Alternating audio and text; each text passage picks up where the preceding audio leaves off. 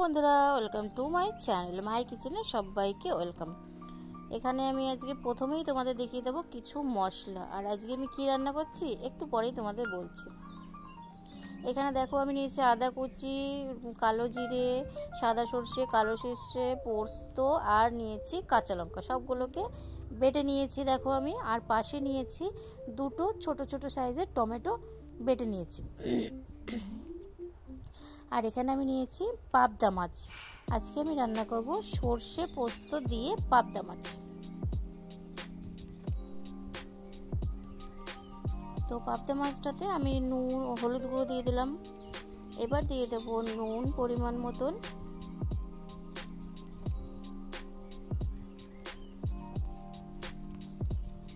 আর আমি এখানে দিয়ে দেবো একটু পরিমাণ মতন একটুখানি সর্ষের তেল, খুব সামান্য পরিমাণ। এবার আমি ভালো করে মাছটাকে মেখে নিচ্ছি। আর এটা কিন্তু খেতে খুব ভালো লাগে। চলো এবার আমি পাশে কড়াই বসিয়ে দিয়েছি। দেখো একটা কড়াই বসিয়ে তেল গরম করতে দিয়েছিলাম, তেলটা গরম হয়ে গেছে। আমি দিয়ে দিলাম ফোড়নে আদা কুচি আর দিয়ে দিলাম কালো জিরেটা ফোড়নে দিয়ে দিয়েছি। এবার আমি এর মধ্যে দিয়ে দেব একটুখানি হলুদ গুঁড়ো। হলুদ গুঁড়োটা পরিমাণ মতন দিয়ে দিলাম। আর দিয়ে দেবো এখানে আমি লাল লঙ্কার গুঁড়ো, কাশ্মীরি লাল লঙ্কা। এবার এটাকে একটুখানি ভাজা ভাজা করে নিয়ে নেড়ে নেব আমি একটুখানি। এবার আমি এর মধ্যে দিয়ে দেবো বেটে রাখা টমেটোটাকে।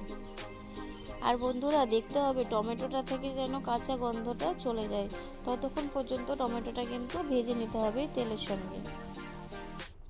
আর রান্নাটা একটু কালার আসার জন্য আমি দিয়েছিলাম ওখানে তেলের ওপরেই হলুদ আর লাল লঙ্কার গুঁড়োটা দিয়ে দিয়েছিলাম।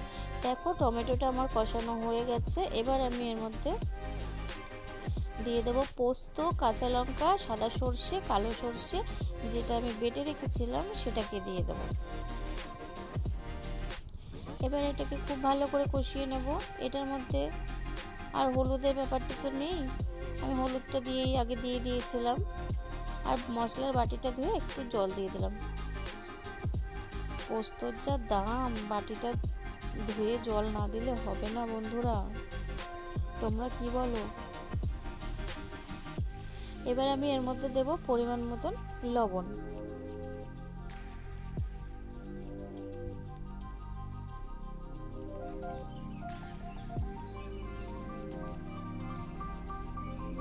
দেখো মশলাটাকে এবার একটু ভালো করে কষিয়ে নিতে হবে। এবার আমি এর মধ্যে দিয়ে দেবো পরিমাণ মতন জল। আর আমি জলটা খুব সামান্যই দেব, কারণ এটা তো ঝোল হবে না, এটা একদম শুকনো শুকনো হবে, তোমরা দেখতেই পাবে লাস্টে। তো দেখো এই ঝোলটা ফুটে গেছে। এবার আমি এর মধ্যে ভেজে রাখা পাবদা মাছগুলো দিয়ে দিচ্ছি। আর আমি এখানে কিন্তু মাছটাকে ভাজা তোমাদের দেখাইনি, এত ফাটছিল তোমাদের দেখাতে পারিনি। তো আমি এখানে মাছটা ভেজে নিয়েছিলাম আগে থেকে। মাছগুলোকে সব আমি এক এক করে দিয়ে দিয়েছি। এবার আমি এটাকে খুব ভালোভাবে মিশিয়ে নেব, একটু হালকা হাতে নেড়ে নেব, নাহলে মাছটা ভেঙে যাবে। এবার এটাকে বেশ কিছুক্ষণ ফুটিয়ে আমি নামিয়ে নেব।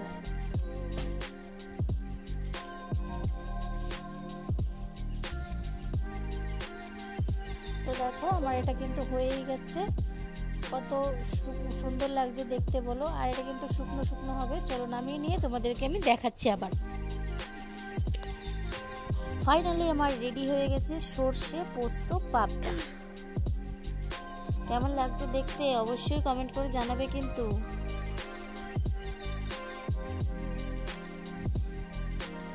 আর আজকের ভিডিওটা এই পর্যন্ত। টাটা বন্ধুরা।